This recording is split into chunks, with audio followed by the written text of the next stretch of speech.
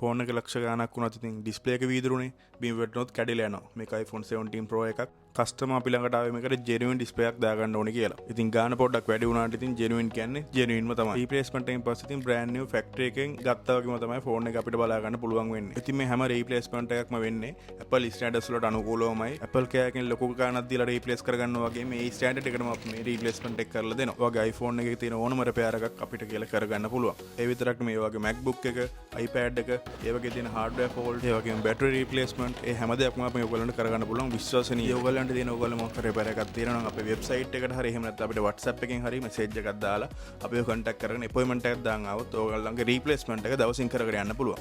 ඉතින් motherboard repair එකක් වගේ නම් අපිට දවසින් කරගෙන යන්න ගොඩක් වෙලාවට අමාරුයි. ඒකට ඔයාලගේ device එක තියලා යන්න වෙනවා. ඉතින් අපේ display replacement එකේ නම් මේ වෙනකොට 90%ක් වගේ ඉවරයි. ඉතින් දැන් අපිට දෙන මේක check කරලා customer ට බාර දෙන්න තමයි. ඉතින් අපි final step එක water seal එක thermal එක active කරලා මේ හැම දෙයක්ම අපේ A to Z check කරලා customer ට බාර දෙනවා. ඕගොල්ලන්ගේ මොකක් හරි Apple device සම්බන්ධ repair එකක් තියෙනවා නම් ඕගොල්ලන්ටත් පුළුවන් අපිව contact කරගන්න.